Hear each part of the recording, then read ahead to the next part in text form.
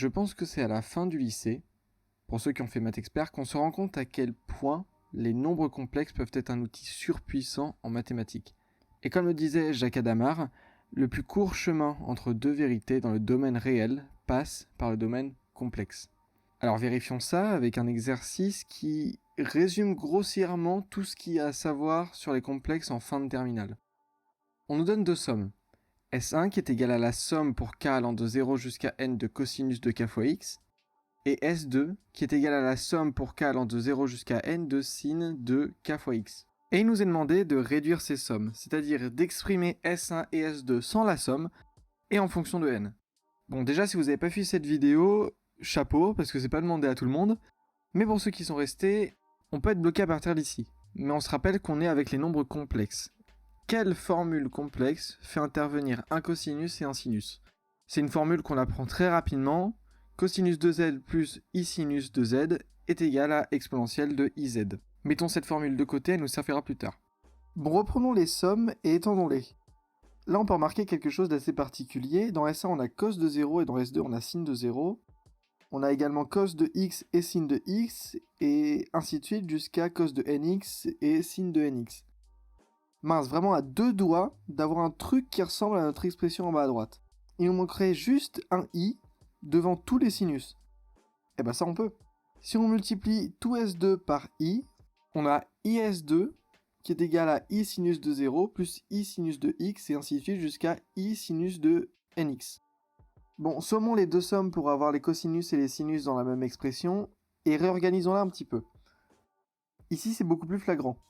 On a cosinus de 0 plus i sinus de 0 qui est notre expression en bas à droite avec z est égal à 0. On a également cosinus de x plus i sinus de x qui est encore une fois notre expression en bas à droite avec z est égal à x. Et cela ainsi de suite jusqu'à nx. Très bien, changeons à présent tout ce qui peut être changé en exponentielle et on obtient S1 plus IS2 qui est égal à exponentielle de 0 plus exponentielle de IX et ainsi de suite jusqu'à exponentielle de INX. Maintenant, il faut se souvenir de quelque chose. Les sommes de termes de suite géométrique. C'est donné par l'expression suivante, q exponentielle 0 plus q exponentielle 1 plus ainsi de suite jusqu'à q exponentielle n est égal à q exponentielle n plus 1 moins 1 sur q moins 1. Ça va nous être utile ici car on peut réorganiser notre somme avec la propriété de l'exponentielle comme cela. Et ici, c'est exactement une somme de termes de suite géométrique avec q, la raison, qui est égale à exponentielle de ix. À présent, remplaçons la somme avec la formule par exponentielle de ix, le tout exposant n plus 1 moins 1, sur exponentielle de ix moins 1. Rentrons le n plus 1 dans l'exponentielle. Et maintenant, il faut se rappeler des formules d'Euler.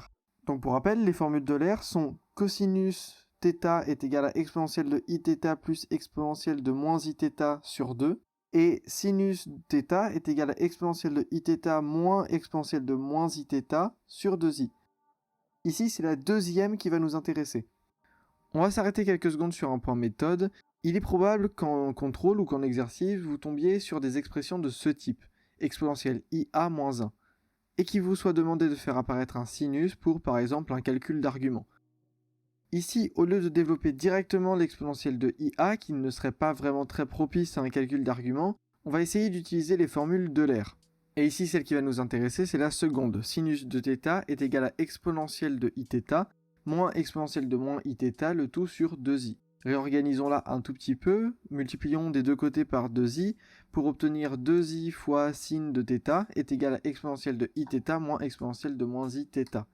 Pour revenir à l'expression du dessus, on a exponentielle de ia qui peut être réécrit comme exponentielle de i a sur 2 plus a sur 2. Et 1 qui peut être réécrit comme exponentielle de ia sur 2 sur exponentielle de ia sur 2. Et maintenant, si nous factorisons par exponentielle de ia sur 2, nous obtenons exponentielle de ia sur 2, facteur de exponentielle de ia sur 2 moins 1 sur exponentielle de ia sur 2.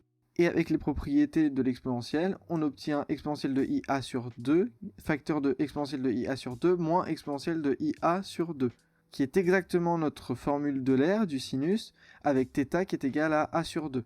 Donc nous pouvons remplacer avec cette formule et obtenir exponentielle de ia sur 2, facteur de 2i fois sinus de a sur 2. Donc maintenant revenons à nos sommes et appliquons le point méthode vu juste avant. avec au numérateur a qui est égal à x facteur de n plus 1, donc au numérateur factorisons par exponentielle de ix facteur de n plus 1 sur 2, et au dénominateur avec a qui est égal à x, factorisons par exponentielle de ix sur 2. On obtient donc ce truc immonde qu'on va essayer de réduire.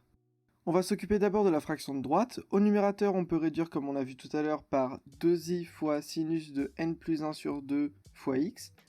Et au dénominateur, on peut réduire à 2 fois i fois sin de x sur 2.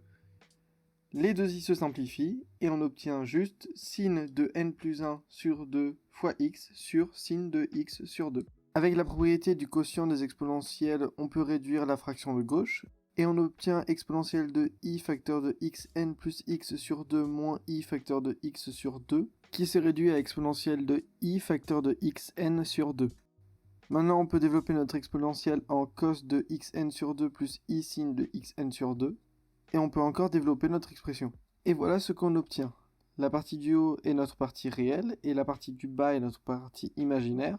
On sait que de nombres complexes sont égaux si et seulement si leurs parties réelles sont égales et leurs parties imaginaires sont égales, donc on obtient finalement ceci. Et donc on a démontré que la somme pour k allant de 0 jusqu'à n de cosinus de k fois x est égale à cosinus de x fois n sur 2 fois sinus de n plus 1 sur 2 fois x sur sinus de x sur 2.